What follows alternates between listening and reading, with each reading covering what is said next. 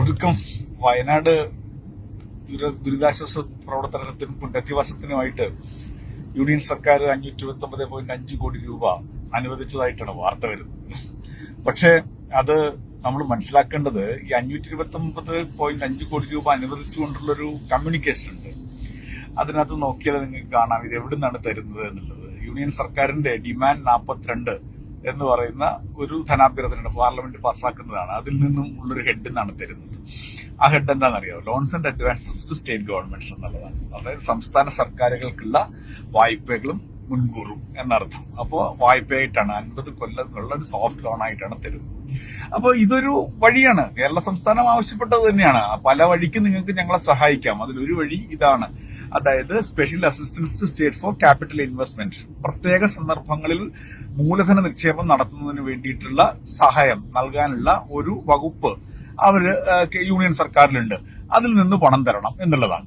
അപ്പോൾ അങ്ങനെയാണ് 529.5 കോടി രൂപ ഏതെല്ലാം പ്രൊജക്ടുകൾക്കാണ് 16 പദ്ധതികൾക്കായിട്ടാണ് നൽകിയിട്ടുള്ളത്. അത് കൃത്യമായിട്ട് ചെലവഴിക്കണം. അത് ഏത് ഏജൻസി വഴിയാണ് ചെലവഴിക്കേണ്ടത്? PWDയുടേതുണ്ട്, ഇറിഗേഷൻ്റെതുണ്ട്, അങ്ങനെ പല ഡിപ്പാർട്ട്മെന്റുകളുണ്ട്.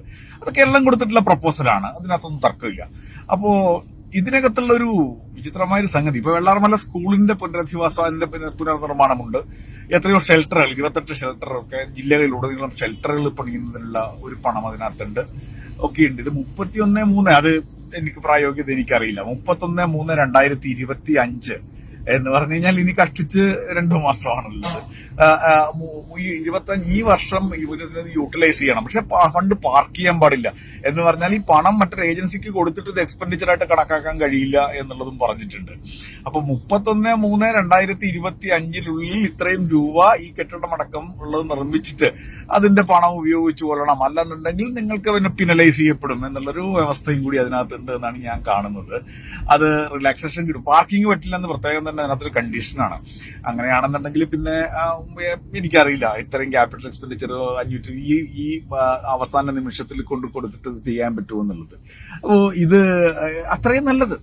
ക്യാപിറ്റൽ എക്സ്പെൻഡിച്ചറുള്ള ലോണായിട്ടാണ് തരുന്നതെങ്കിലും അത്രയും നല്ലത്. അത് വയനാട് പുനരധിവാസത്തെ വലിയ തോതിൽ സഹായിക്കും. ഇവിടെ ഒരു കാര്യം പ്രസക്തമാണ്. പലരും പറയുന്നത് പോലെ കേരള സംസ്ഥാന സർക്കാർ വേണ്ടത്ര വിവരങ്ങളൊക്കെ സമാഹരിച്ച് പദ്ധതി നിർദ്ദേശങ്ങളൊന്നും കൊടുക്കുന്നില്ല എന്നുള്ളതിന് ഒരു മറുപടിയും കൂടിയാണിത്. കാരണം വെച്ചാൽ ഈ ഓരോരോ വിൻഡോ, ഏതൊക്കെ വിൻഡോയിൽ നിന്നാണോ അങ്ങനെ കിട്ടാവുന്നത് ആ വിൻഡോസിനൊക്കെ ഉള്ള വിശദാംശങ്ങൾ കൊടുത്തിട്ടുണ്ട്. അത് ഇത്രയും ഹോസ്റ്റൈലാക്കി നിൽക്കുന്ന ഒരു യൂണിയൻ സർക്കാരിന് പോലും അവഗണിക്കാൻ പറ്റാത്ത വിധം ഇത് നൽകുന്നു. ഇതാണ് അനുവദിച്ചിട്ടുള്ളത്. ഈ ഹോപ്പ് നമുക്ക് പ്രതീക്ഷിക്കാം. ഇനി പ്രധാനമായിട്ടുള്ള സഹായം വരേണ്ടത് എവിടെ നിന്നാണ്? ആ പ്രധാനമായിട്ടുള്ള സഹായം വരേണ്ടത് ദേശീയ ദുരന്ത നിവാരണ ഫണ്ട് എന്നാണ്. ഈ ദേശീയ ദുരന്ത നിവാരണ ഫണ്ട് എന്ന് പറഞ്ഞാൽ ഇത്തരത്തിൽ തീവ്രമായ ദുരന്തങ്ങൾ ഉണ്ടാകുമ്പോൾ സംസ്ഥാനങ്ങളെ അധികമായി സഹായിക്കുന്നതിന് വേണ്ടി ഉണ്ടാക്കി വെച്ചിരിക്കുന്നതാണ്.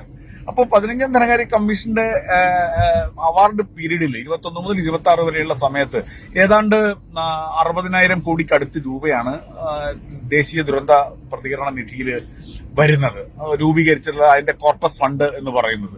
ആ 60,000 കോടി രൂപയുടെ അകത്തുനിന്ന് 30% എന്ന് പറയുന്നത്, അതായത് അതിന്റെ ഒരു വിഭജനമുണ്ട്. എവിടെയൊക്കെ ചെലവഴിക്കണത് റിഹാബിലിറ്റേഷന് വേണ്ടിയിട്ടാണ്, പുനരധിവാസത്തിലുള്ളതാണ്. ആ വിൻഡോ ഇങ്ങനത്തെ ഒരു റിഹാബിലിറ്റേഷന്റെ അല്ലെങ്കിൽ റീകൺസ്ട്രക്ഷന്റെ പുനർനിർമ്മാണത്തിന്റെ ഒരു വിൻഡോ ഓപ്പൺ ചെയ്യണം എന്നുള്ളത് ധനകാര്യ കമ്മിറ്റിയുടെ ശുപാർശയാണ്.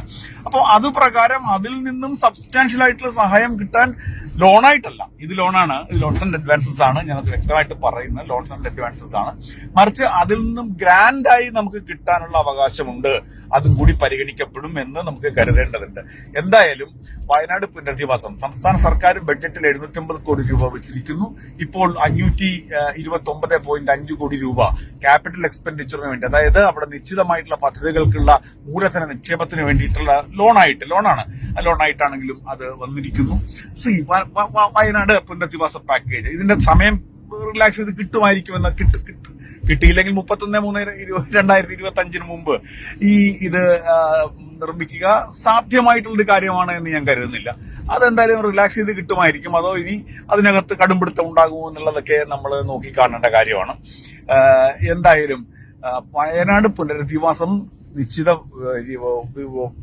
ആലോചിച്ചത് മാതിരി തന്നെ ഒരു കൊല്ലത്തിനകത്ത് നമ്മുടെ 2 എസ്റ്റേറ്റുകളിലുമായിട്ട് പൂർത്തീകരിക്കാൻ കഴിയുമെന്നുള്ളതാണ് കരുതുന്നത്. എനിഹൗ ഇതൊരു ഇതിന്റെ വസ്തുതകൾ അറിയണം. 529.5 കോടി രൂപ കിട്ടിയിട്ടുണ്ട്. അത് ക്യാപിറ്റൽ ഇൻവെസ്റ്റ്മെന്റിന്റെ സ്പെഷ്യൽ അസിസ്റ്റൻസ് ആണ്. അത് 50 വർഷക്കാലത്ത് ലോണാണ്. അത് ദേശീയ ദുരന്ത നിവാരണ ഫണ്ടിൽ നിന്നുള്ള ഗ്രാന്റ് അല്ല, പ്രത്യേക സഹായം മാത്രമല്ല. എന്നാൽ നമ്മൾ ആവശ്യപ്പെട്ടൊരു വിൻഡോയാണ്. ഇത്രയും പെട്ടെന്ന് പറയേണ്ടതുണ്ട്. അതാണ് വന്നത്.